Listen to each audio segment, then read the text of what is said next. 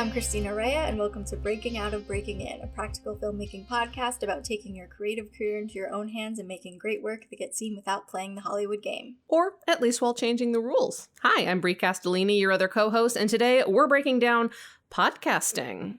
Have you heard of it? And some tips and tricks we picked up this last year. Before we dive in, remember that we do release bonus content for each episode, including this one over on patreon.com/breakingoutpod. If you want to support us and get yourself even more info and resources, definitely go check that out. Also, we wanted to mention at the top of this episode that this is not the planned episode that we were going to do for episode 3 of season 2. We were actually going to be interviewing Zaina Thiris from the Micro-Budget Indie Filmmakers podcast, but because of scheduling delays and because Zaina is an extremely impressive and busy person, we just weren't able to get together fast enough to make it happen in time for the new season. So this is our, for now, series finale of our mini-series of women in film and podcasting, where we, women in film and podcasting, are going to talk about some things a little bit more specifically about our own process and things that we've learned and picked up. But later on in the season, when we manage to get together with Zaina, we are hoping to, at the very least, just have her on for a regular episode. But who knows? Maybe we'll end up doing like a true crossover series, and maybe you'll hear us on her podcast. Who knows? We're leaving it up to the fates. But that's kind of an explanation for why our first mini-series of the new season was 2 episodes. Yes. It was supposed to be 3. We had a whole pattern that was going to be like 3, 5, 3, 5, but we've already messed it up. Oh, I didn't even notice that. See, Christina's the keeper of the Excel sheet that I assume she got that from, which we'll talk about in a bit. But yeah, it's too bad. But, best laid plans, you gotta just be ready to pivot. And so this is us pivoting. That's right. Like the new show on a network I don't know, but is on Hulu every Friday morning, Pivoting. I've seen a show that's actually pretty good. I agree. Today we're going to talk a little bit more specifically, not about like progress and career update stuff related to the podcast, but like how we make this podcast, because, we've had people ask us questions before about sort of the putting together of individual episodes of the show as a whole. We've had a lot of conversations with the other women in this series about the act of podcasting and, how it looks very different for everyone. So we figured we'd throw our own hat in the ring, as it were, to be transparent about the things that together make an episode. That's right. So I have origins as the first thing we talk about, but I have no subnotes under origins. What would you say are the origins of this podcast that we haven't already talked through? I don't know. I'm pretty sure we told the story of why we decided to do this in other episodes. So I think, one thing I guess that we can talk about is when we decided to do this podcast, as we have said in previous episodes, we decided to because we realized there was an audience that liked us talking to each other from when we used to do lunch and learns together at my old job, Bree's current job. But we were like, what would we actually bring to the space that's different? Because there are already film podcasts. And a big part of what we wanted to do was to bring conversations that aren't just like getting to know filmmakers. Like, I feel like a lot of podcasts are just kind of like, we're going to do an interview with a filmmaker, which is great. I've been on a ton of those, but there isn't like a clear directive in what the episode is supposed to be and what it's supposed to offer people, other than just showing that everyone's journey, is different. And so we really wanted to focus in on topics and also talk about like the things around the pursuit, which I think if you're a listener, you understand that is what we do. Mm-hmm. Yeah, and so it's like talking about money and talking about how people survive and talking about the times when people just feel like it's not worth it and where they find the energy to feel like it is again.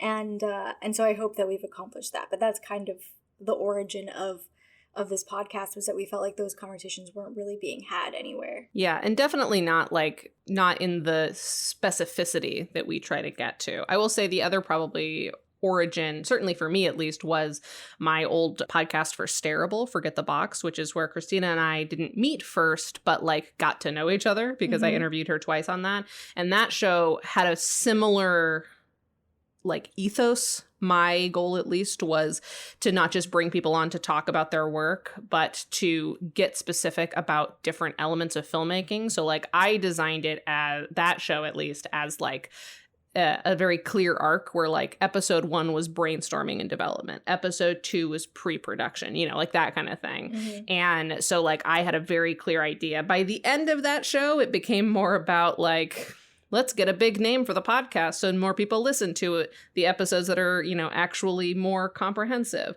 Like I interviewed Elon Musk's sister, who runs a streaming service called Passion Flix for romance films, to ostensibly talk about distribution, but like the only experience she had was as fucking Elon Musk's sister and this one platform. So like she talked a little bit about hers, but like ultimately we did not have her on because we were like, this is a great guest to talk about distribution. So like, you know, the sort of that podcast was frustrating to me because it was really good. And I'm really proud of a lot of those episodes, even as I was still learning about how to do everything. But it was a situation where I was completely alone, basically, in the creation and promotion of it, and I kept getting more and more mandates of like, we need to have a bigger guest, you can't ask this guest too many, you know, specific questions because we're mostly just having them on as a name, and that was very frustrating to me. And then it ended just because like we couldn't justify the amount of time I was spending making it while also performing all of my other job duties. But I missed it and I liked doing that. And when I started doing more regular events for Seed and Spark, certainly with Christina, and as Christina and I started working together rather than like one of us helping out on the other person's thing, it became clear that like, ooh, I could possibly relaunch the thing I really liked about the old podcast, but with none of the stuff that I didn't want. Plus, I get to hang out with Christina all the time. So it was sort of like a win-win-win. Yeah. Oh, we should also say we would have these work calls that were like mostly, I would say, venting. And it would... If you don't have a vent call after a long day of meetings with your coworkers, then you probably don't like your coworkers very much. It is a necessity. It has nothing to do with no matter what company you're at. If you have a day-long like meetings day, which I think most companies probably have, where it's like, this just happens to be the day that all of my fucking meetings are. Yeah. Have a meeting at the end where you talk about all the other meetings. Right. And highly recommend. It was like 5 of us, but most of it would end up being me and Bree just talking for 2 hours or something. And one of our coworkers, Shay, friend of the pod, Shay, was like, I would listen to you two just talk. I enjoy. And they were like, and I do. Yeah. This is great. And so that had my wheels turning because I initially brought it to Bree, and knowing Bree can't say no to a podcast. Yes, Christina emotionally manipulated me into making this podcast. That is the origin story of this podcast. But yeah, I had never done a podcast before and didn't think that other than being interviewed on them, and always hated hearing my voice because I don't think I have a good podcast voice. But I, sucked it up anyway and did it anyway. And I don't regret it. It's been great. Yeah. I don't think you have a bad podcast voice. I think it's more you are just so self-conscious as you're talking. I remember in the early couple of episodes, because you start the intro, we had to re-record a couple of our earliest intros because you would read them super flat. And we were like, Christina, this is the first thing that we hear. Got to get that energy up. But I feel like... I'm just not like a performer. So I like having conversations, but I don't like rehearsed things. Yeah, you're a really strong, just like in the meat of things person. But yeah. But I also think I just don't have like I think people who have deeper voices are better podcast voices in terms of soothing. And I think I have a higher voice. A lot of sexism from Christina Rhea on this podcast. Did you just hear that? Christina Rhea says men are the only good podcasters. No, because I think you have a deeper voice. I don't know why.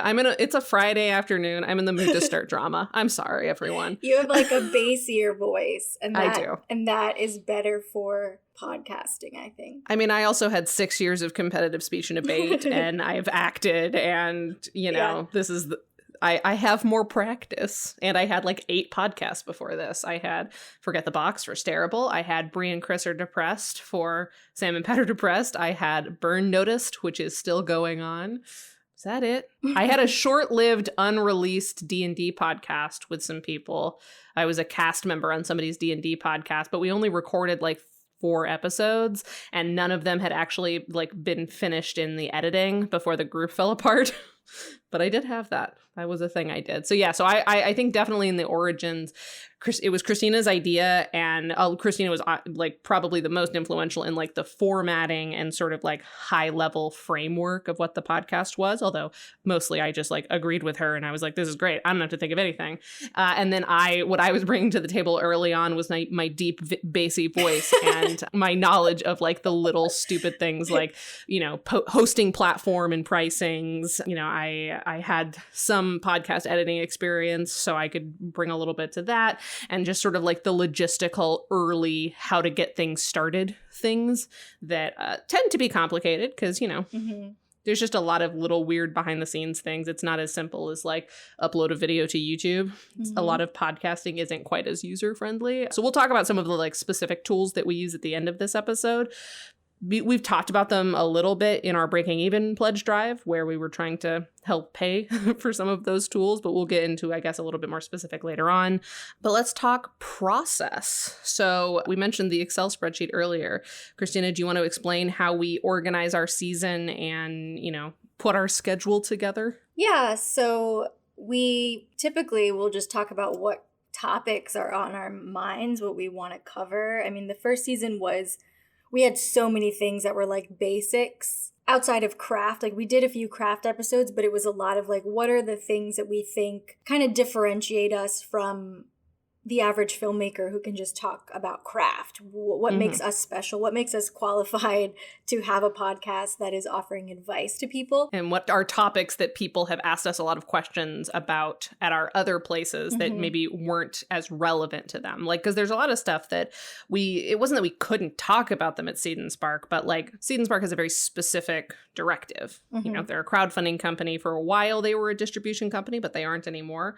So, you know, there were a lot of things that just like weren't relevant to the business model that we had a lot of thoughts on and experience with that just never came up there. So that was obviously a fertile ground in early brainstorming for like, what are all the things that like we could probably develop full length classes about that we just haven't had an opportunity to do that for? Well, now we have a podcast. Yeah. That's right. And so we made a list, and then I think we're both very much about consistency. And so we wanted to make sure that there was a clear pattern and that people knew what to expect from us. That I think we've talked about this in previous episodes about like releasing stuff and coming up with consistent patterns, knowing that that makes people tune in more. You get higher viewership because people know when to expect to see the new thing of the thing they're a fan of. And so that was a lot of the early stuff, was like making sure that we can deliver on a schedule. So that's why we decided every other Thursday instead of every week. Well, that's not necessarily true. The reason we didn't do every week is because we were like, there's no way in hell that we will have time to do this. Right. That's what I meant, though, is that like we wanted to make sure that it was manageable long term. Sure. Okay. So unlike, okay, we're going to just like record a bunch and then release them weekly, and then we run out of steam and we can't keep up with the editing schedule. We wanted to make sure that we could get a few locked in far enough in advance that we knew that we could edit them. Because early on we were editing them. We were taking turns, I believe was how we were doing it. Yeah, I think it was like we would, because we, for a long time, batch recorded. We still batch record when it's just us episodes. And sometimes when we have a guest episode, we'll record one of our own after the fact. So that means a single recording session could possibly be a month's worth of episodes. So I think what we used to do was one person would take the batch recordings from a single session and record that. And whenever we recorded next, then the other person was in charge. Right. I think that's more how we did it. Right. So we did that for,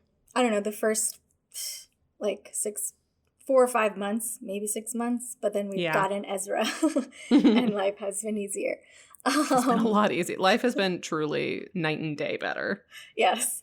And yeah, so we were like, we have a lot of topics that we can talk about, just the two of us. So what if we did the first 2 episodes are just me and Bree, Christina and Bree, and then the third episode would be a guest. And we did that through the whole first season, where the guest episodes were topics we felt it would be nice to have another voice in, or someone with more experience in that particular area in.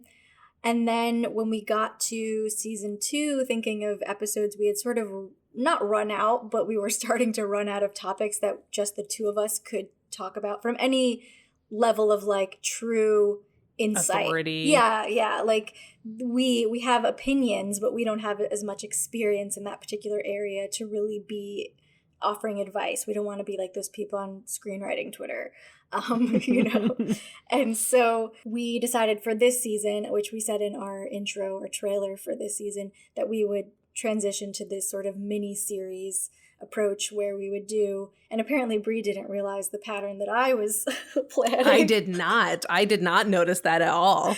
But it was going to, or still kind of is, will be hopefully consistent after this point. But the plan was to do 3 in a mini series and then a one-off episode, just the 2 of us, and then 5 in a mini series and then a one-off episode and then 3 and then a one-off and then 5.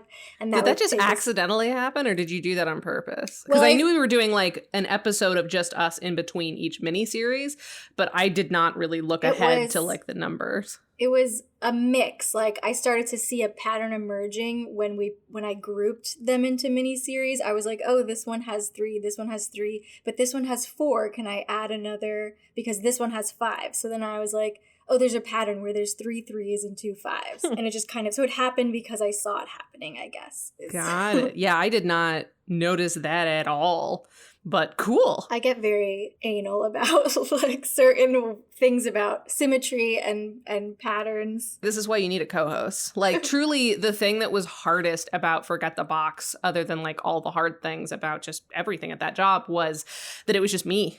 You know, like my boss was there occasionally helping me schedule, not even schedule, like I was scheduling everything. He would sometimes get me bigger guests that like I couldn't personally get a hold of.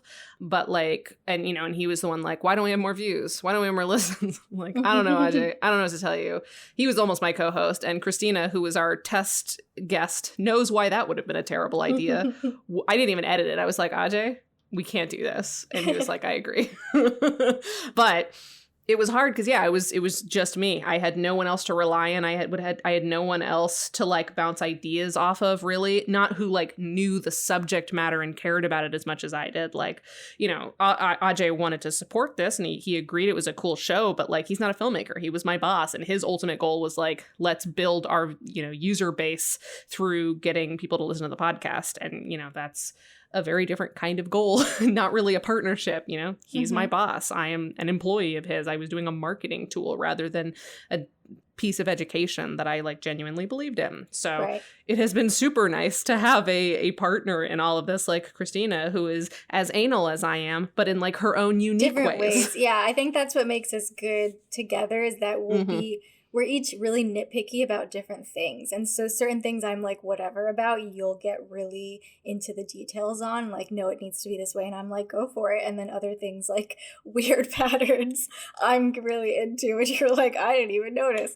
So I think that makes that we balance each other out really well. And we are not like opposites. It's just that we get like really fixated on different things, but we're both generally really accountable to each other and making sure that we are delivering consistently to people and at a quality that we can be proud of. And so we both put in equal effort, but differently. Yeah. And I mean, I think it helps that we have a similar goal in mind. Like we don't both want this for different reasons. Like, you know, I'm not trying to get famous while Christina's trying to educate the masses. Like there is an alignment on like the commitment we put into this, like how seriously we both take it, but also what we are both hoping to get out of it, which is ultimately the most important thing. And I think we talked more specifically about some of the delegation stuff in our creative partnerships episode from last season with our other creative partners, Christine and Kelsey. But moving on down the process train. So once we have decided what the upcoming topics will be, booked our guests, or, you know, to the best of our abilities, booked our guests, then we'll record. So we have an outline for every episode that has our intro and outro. And you'll notice this season that we've changed the intro a little bit. Christina made it a little more concise. And now my section, we go back and forth between whether we're going to plug the newsletter, which you also subscribe to. It's really good. Or the Patreon, which you should also subscribe to because it's really good. So we're not just like spending 5 minutes at the top of every episode plugging things, and we can just get back to brass tacks, then the meat of the episode outline is generally me. I don't. Christina, do you have notes? No, you just sort of. I just okay. talk. So Christina just off the dome comes up with good questions and like has things to talk about. For me, I can't do that. I am very scattered, and if I don't have stuff written down, I will feel so stressed out and unmoored, and then 2 days later I'll be like, I didn't bring up this really important thing on the podcast. If it's something that I think will slip my mind, I'll maybe write it down like on an actual piece of paper to have here in front of me. But it goes back to like, I don't like being rehearsed, so the idea of reading something off of the screen makes me feel fake like in a way. But then that also means I may just be very long-winded, which I totally am at times, in asking a single small question that could have been a small sentence, So, but I think it's better that I'm long-winded and then you can edit me down than I sound wooden. Yeah. It also helps that you do fill out the outline because I then know what you're covering. So then I can just say, well, what questions do I want to ask in addition to that? Yeah. And for the mini series this year, because last season when we would do interviews, because we had a very specific, unique topic per guest episode, obviously all of those would look different because we had very specific things we were looking for. Now that we're doing a like more unified mini arcs, we tend to have the same questions per guest. And obviously, as you're talking to somebody, things evolve. Like our next guest episode with Prarthna Mohan, she answered a lot of the questions that we were going to ask her later in the episode in earlier ones. Perfect guest. She is also someone who you ask her a question and she just goes off and you're like, I truly don't need to talk for 10 minutes. This is amazing. Yeah. But, for her, she answered a lot of the questions that we were looking for because she would sort of go off on tangents and it was like, perfect. She already can feel the flow of this episode. And then the episode after her with Kira Jones, who's a TV writer for Queens right now. I don't know what network it's on. ABC. ABC's Queens. She was a lot more concise in her answers. Not that she didn't talk, but like we asked her a question and she asked and answered it really directly. So we had, thankfully, our other questions to kind of back that up to make sure that we were guiding the conversation a little bit more. But we have once I wrote the questions for Prarthna and sent them to Christina and we futzed with them a little bit, those will be basically the same questions we ask everyone in the For Hire series. So, that kind of works for itself. And then for these off the cuff, just Brie and Christina episodes, I generally try to think of what a structure makes sense based around what I know are the handful of things we sort of talked about as reasons why we wanted to do the episode. And then I'll try to put some structure in. And if I feel okay about it, then I'll just leave it there. If I don't, like today's episode, I'll message Christina like, hey, I made the outline for next episode. I truly don't know if it's good. Can you give me any thoughts? And that's when Christina will come in and make some edits along with me. But yeah, that's kind of the recording sitch is we have our outline, we do our intro, we do our outro, we do our middle.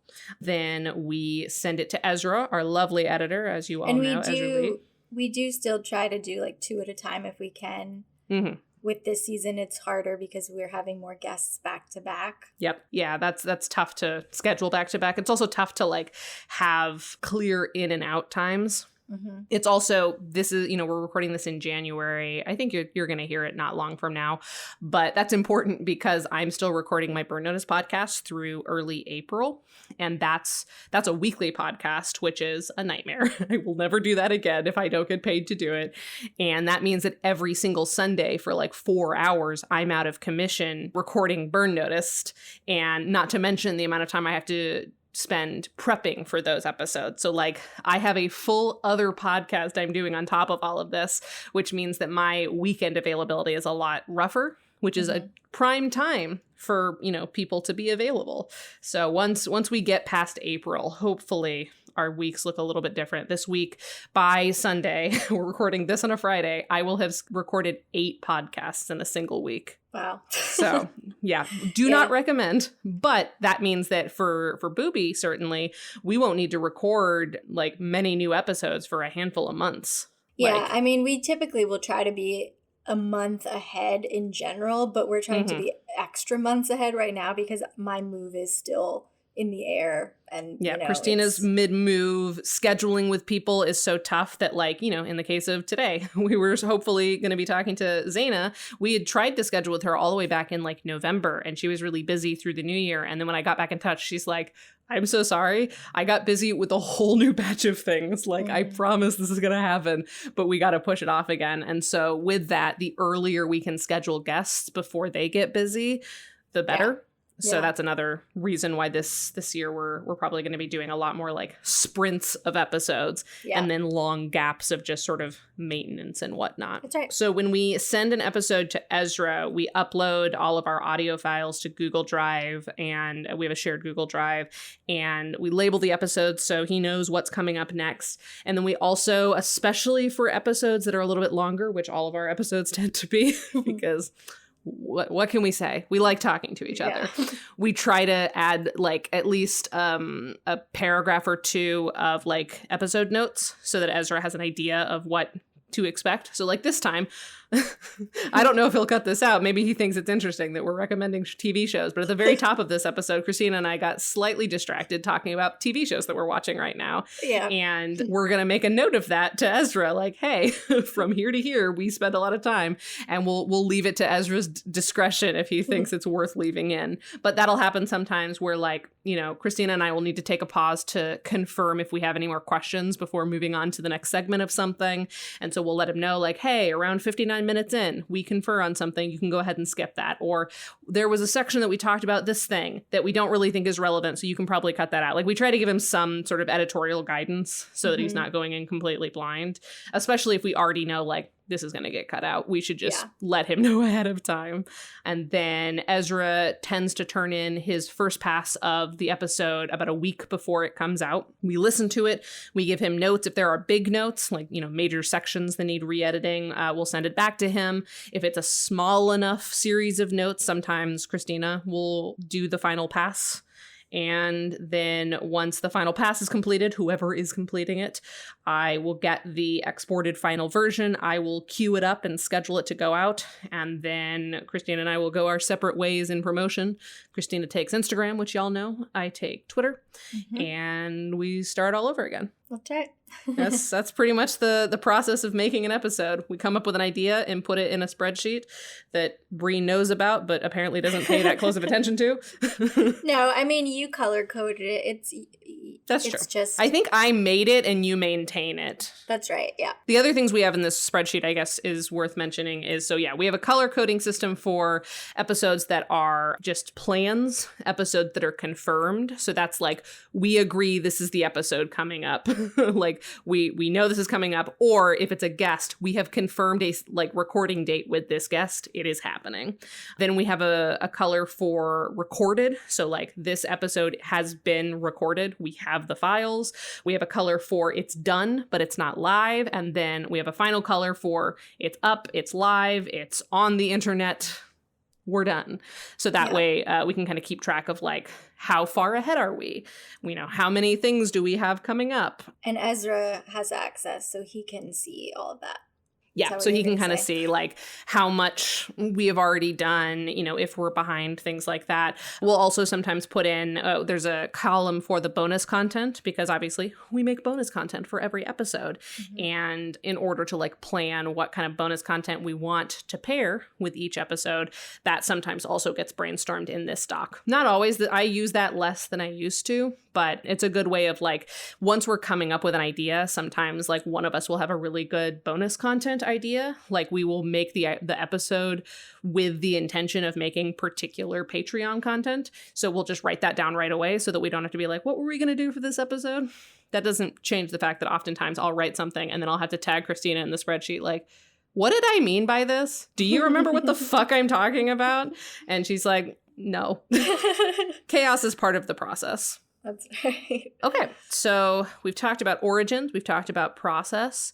I have a section called evolution, where I guess we can talk about like how things have evolved from the first time that we sat down to record and to now. Like, what would you say are things that have changed since we started this podcast for you personally, for the show's structure as a whole? For me personally, I got more comfortable with hearing my voice. I think we learned what people want more of, or what they like, because we started getting feedback. We started getting really lovely emails or DMs. I don't see the Twitter DMs because I never log into it, but I always see the Insta ones, and it's really nice when people respond to things, and it tends to be the more like really candid exploratory episodes, you know, like when we talked about burnout, when we talked about imposter syndrome. Those kinds of episodes tend to get more people writing into us, which is nice. Not what we expected, definitely. Right, like, yeah, we knew we wanted to have those episodes, but we were like, this is like a vanity episode just for us so we can chat. But apparently people like that.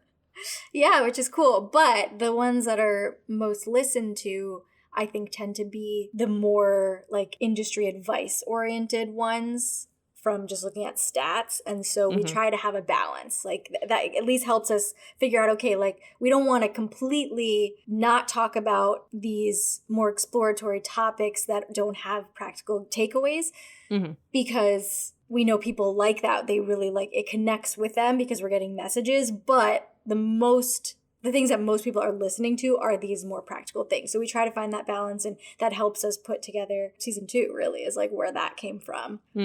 But as far as other learnings or changes, I mean, I got better equipment. That's probably the biggest change from the beginning. Yeah, we'll break down like our specific, like, because sometimes like that's a weirdly popular question that we get and that I've gotten a lot in my previous podcast, which is like, what's your equipment?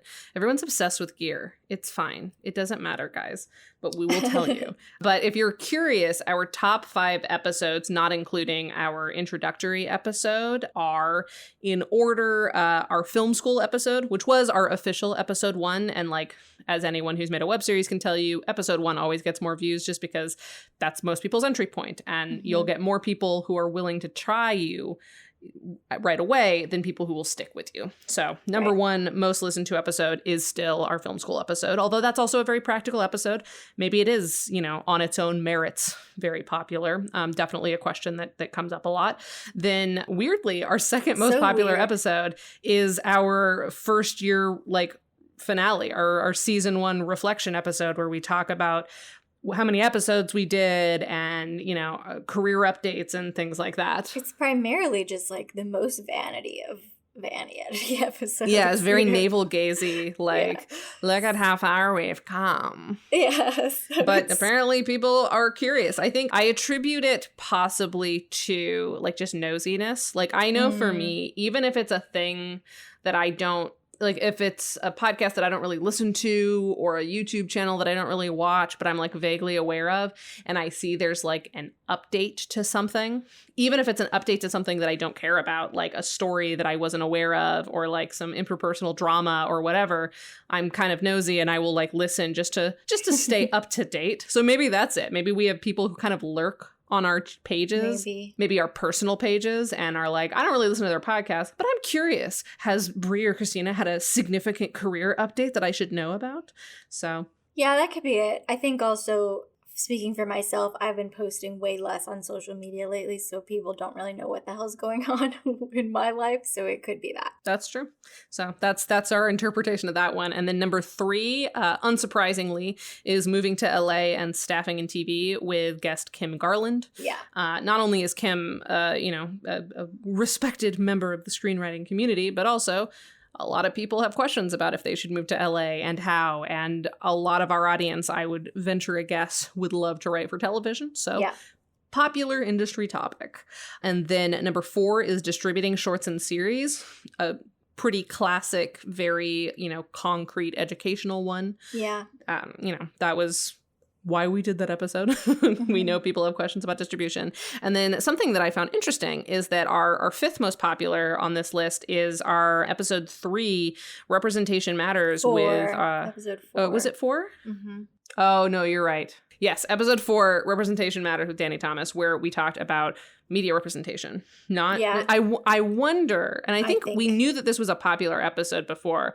We both wonder if maybe it's because people think it's like getting an agent or manager representation. And so people check out that episode looking I think that's for that. part of it. But I also think like hashtag representation matters is also like so associated with representation, like seeing yourself or behind the scenes representation. So I feel like it's a mix. But I also think it's really funny that if you look at that title and you think we're saying like representation matters when everyone else is like, it's not your manager that's going to get you your first job. And like you think you come in waiting to hear us tell you like that everyone else is lying to you, sort of, you know. And like it really does matter, but it actually mostly doesn't. I mean, it's debatable. It depends on who your manager is and who your agent is and sure, all of that. And what stage you're already at in your career. Like, you know, as with everything in the industry, there's so many variables, which is why we try to get people from as many different like communities and walks of life as we can to see truly no one has the same story. So like, let's get specific. What was your version of strategy? Things like that. Right. For a while, wasn't directing really high up? Yeah, directing for a little while last year was higher up. Now it's more mid. But yeah, for a while, our episode on directing, our like one of our first like truly craft focused episodes was more popular here. Let me double check. Which was fun. That was a fun thing to see because I didn't expect it. And that was an episode that both of us really enjoyed recording too. It was like a nice mix of practical advice meets more exploratory conversation. Yeah, it is now. Oh, it would have been the next one. So directing deep dive. If we eliminate our first true episode, the film school episode, then directing would have been next on the list. Okay, cool. So yeah, so you know, for whatever that's worth, those are our most popular episodes. As we said, I don't think I got any responses from any of these episodes, like beyond like the first episode where people were like, oh cool, you have a podcast. But like we chose these topics not at random. That's right. So definitely consider that, you know, and maybe like we do a one for them, one for us, where, you know, you try to find that balance of conversations you think are important but might not be as marketable, and conversations that are super marketable that you're still interested in, but, you know, depending on what your goal is, maybe not as interested in. So something to consider. I guess to round out this episode, we can kind of get really granular on the tools that we use to make this podcast. So we are recording in Zoom right now. You're probably not hearing the Zoom audio unless something has gone horribly wrong. Yeah. But yeah, one of our expenses, which you remember probably from the Breaking Even pledge drive, is we spend about $16 a month on a Zoom Pro membership, so that not only can we have meetings for longer than an hour, but that we can also record the meetings and get everyone's audio recorded separately, which is obviously very important. If you need to edit out somebody coughing or interrupting each other, having separate audio tracks is super important. And a lot of our guests don't have their own podcasting setup, so they can't be recording on their own end like Christina and I do. We ran into an issue, though, back when we weren't using Zoom Pro, when we were still using, I think, Skype. Yeah, it was Skype. We were using Skype originally, right? Yeah. We were using Skype because we could do long phone calls, and it was Kim Garland's episode, in fact, our number 3 most popular episode, where we were recording in Skype. She thought she was recording on her end as well, and we were just recording the Skype call as backup, like just in case. Thank God. And then what happened, Christina? I think she had never recorded audio into QuickTime before, and so I can't really say because I don't know what she saw on her end, but she said that it was recording, but then when she stopped, nothing had been recording. And I don't know if like she pushed record and then stopped recording when she thought she was pushing record. Like that could have been the situation. Yeah, I will say, having done stuff in QuickTime before, it is sort of unintuitive the way that the interface looks while you're trying to record something. You have to really like look to see if the numbers are moving. But I'm assuming she had it minimized or something because she was looking at our faces in the Skype screen, right? And so, like, to talk about my process for a second, I do record in QuickTime, but I do it on a separate laptop so I can watch my numbers moving and my gain and everything while looking at Bree's face and the guest's face in Zoom, or at the time Skype, on my main laptop. So yeah, like totally wasn't her fault. It was whatever. Yeah, I mean, that's why you have a backup, which we did, thank God. We did, but But unlike Zoom, which, you know, when you pay for it, you get separate audio tracks. Skype just gives you one track. And so then I had to edit that episode, and it was quite a hassle because I had to use her audio with our audio in it, but then try and like mute that audio and bring in me and Brie from our mics. But then sometimes like she would say something and our laughter would be over it, or we would talk over her. And in normal circumstances, when we had separate tracks, we could totally just cut ourselves talking over her, but we couldn't do that in this situation. So it was a messier edit that, you know, led to an unfortunately not as clean sounding episode. And, you know, that unfortunately is also one of our most listened to. I think it sounds fine. Like, you know, it's clear something was different.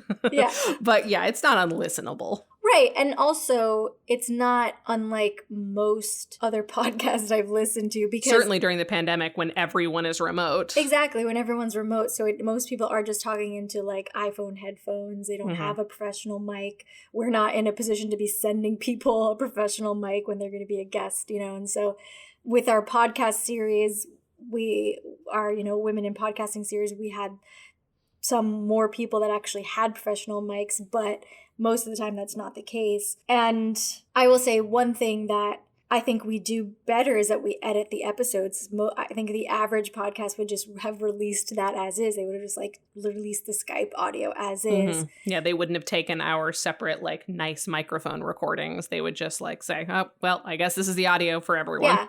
I had a situation where I was on a podcast that didn't have the money to pay for Zoom Pro, just like we didn't at the time, but they were like, we're going to do 45 minutes and then come back in. But then what was absolutely bizarre is that they did not cut out the section where they're like, okay, now everyone close your Zoom and come back in.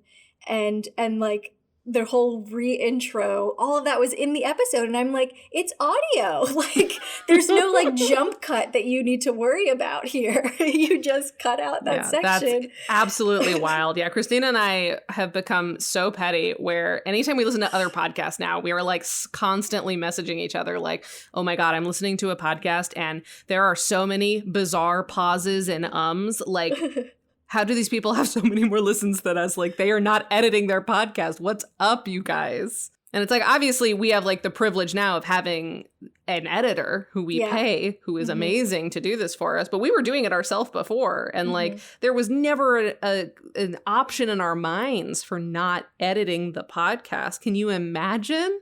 Yeah. I mean, they were, especially early on when we were just talking to each other less frequently. So anytime we did an episode, it was like us hanging out. So there would be like almost 2 hours of recording for what was supposed to be an hour episode, you know?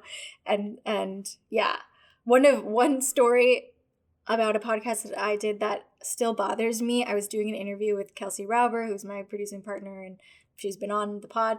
And I got a Slack from my old boss in the moment of recording, and I said her name when referring to Kelsey. And then I corrected it immediately after, but I was like reading my boss's name while meaning to say Kelsey. So I called Kelsey my boss's name.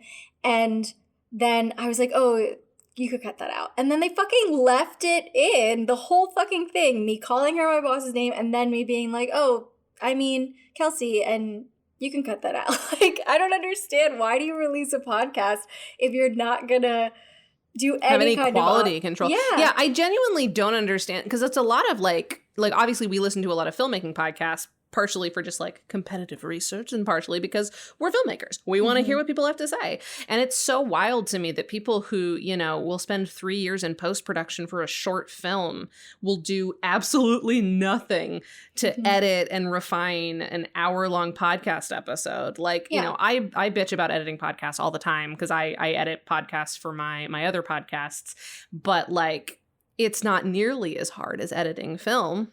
Right. You only got 1 cent to edit for. Like, it's such a low bar. Right. And I understand, you know, I don't expect someone to take out every time I say like or you know, I understand that that's a lot. You know, but we're humans. Humans say words. Yeah, we don't even do that fine of passes. We don't expect that. We're not perfect by any means. We don't have perfect audio. But we cut out awkward pauses. We cut out a mess up. If someone says the wrong word and they fix it, we cut that out, because that's just, and not only is it, I think the right thing to do for your guest, but it is better for the listener. You have a flow instead of like a weird moment that's like interrupts the sentence and then you don't know what they were saying because now you're thinking about what they actually said instead of what they meant, Yeah, but like it's one thing to, edit something so the clarity for your listener is better, but like if this is what you're using to represent yourself and brand build and market yourself and whatever, and you can't even put the bare minimum of energy into like cutting out, all right, everyone close your Zoom and we'll log back in. Yeah. Like, so what are we doing here then? Yeah. What was the point of this? I think it's, it's talking about film. It's the same thing where everyone thinks they can just have a podcast the same way I think people did at one point with web series. Where like, oh, I'm just going to shoot something and it'll be mildly funny and the sound will be, passable and it'll all be, one shot. I'm not really going to like put any creativity to it, but it's like, I think it's entertaining enough, so I'm going to get a bunch of views online and it's worth it. And then you realize like that's not realistic and that's not putting your best foot forward, and so I feel like we're in that place with podcasts where everyone is like, oh, it's easy. You just record audio and you upload it and people listen to it, and that's having a podcast, and it's actually a lot more work. And also I think if you want to have a good podcast and if you want to really offer something that's worthwhile to people, you need to put in the effort to make sure that there's a real flow to what's happening. Yeah. Like, as with everything in marketing and creating, like take a step back and think about yourself as a stranger, like completely fresh. You've never heard of you before. Is this what you want them to hear first? Is the effort you have put in enough for you to listen to a total stranger talk? Be genuinely realistic with yourself about the answer to that question. But just to finish off our tool, so Zoom Pro is what we use to record. We always have a backup. That's also where we take our smiling selfie for Instagram promotion. But we generally don't use the Zoom audio unless there is like an issue, which there hasn't been so far, thank goodness, or for our guest, if our guest is not recording themselves separately. So it's mostly for backup purposes, but it's well worth it, certainly. Then for our hosting platform, we use the platform Libsyn, which a lot of popular podcasts use. It's just a hosting platform.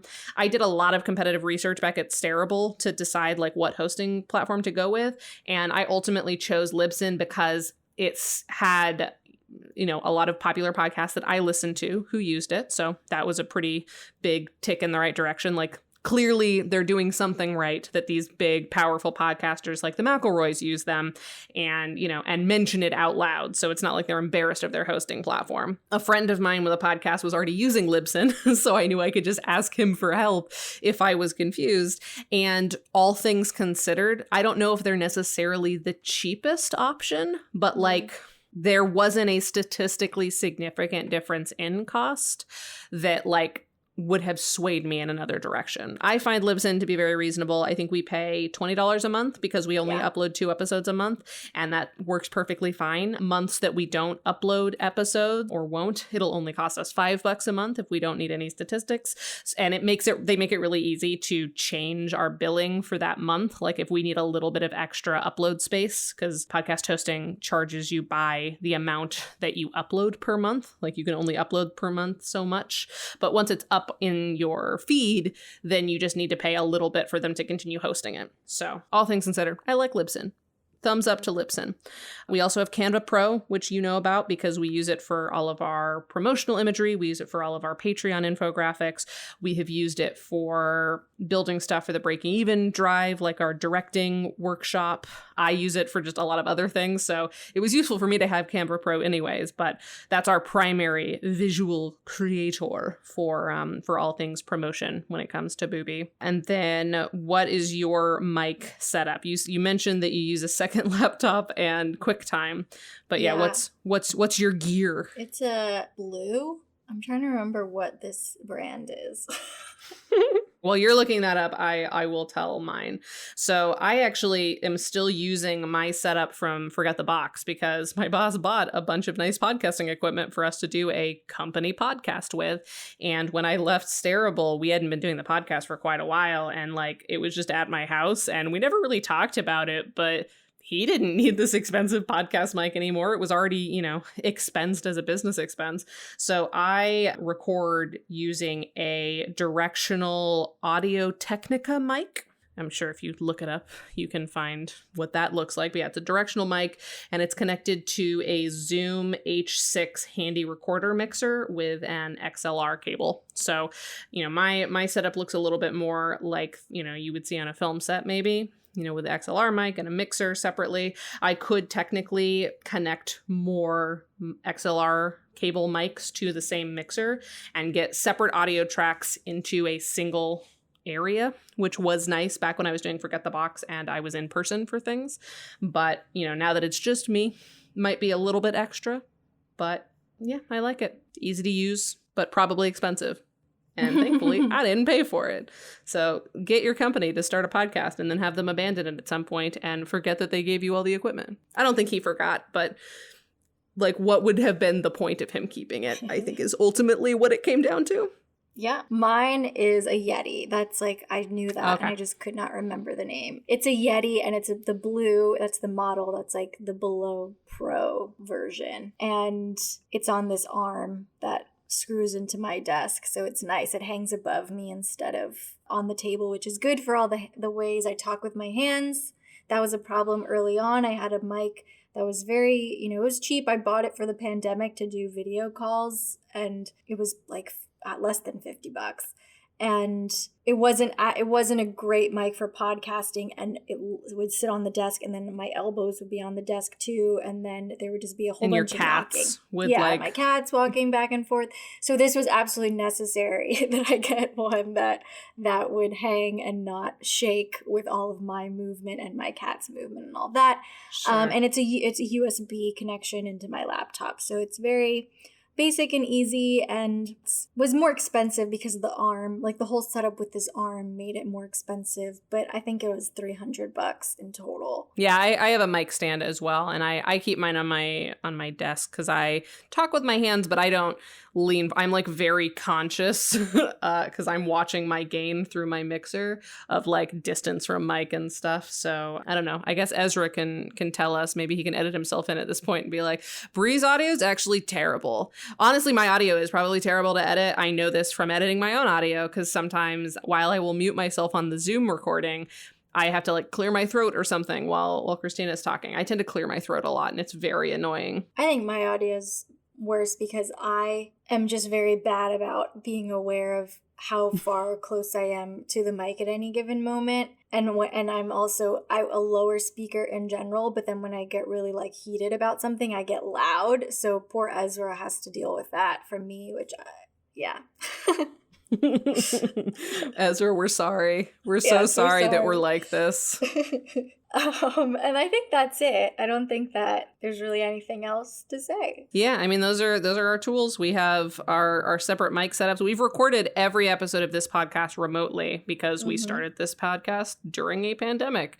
But also now we live on fully different coasts. So It's just a matter of, you know, communication. It's a matter of like, you know, both staying in touch and knowing what the schedule is. It's having a queue. Definitely would recommend, because I know people who have started a podcast and they'll record one episode and then post it and then nothing. And it's like, you can't do that. You have to have a schedule. You have to have a plan. You have to have at least a month ahead of time recorded, you know, and sometimes you'll get a little bit closer to the wire as you go.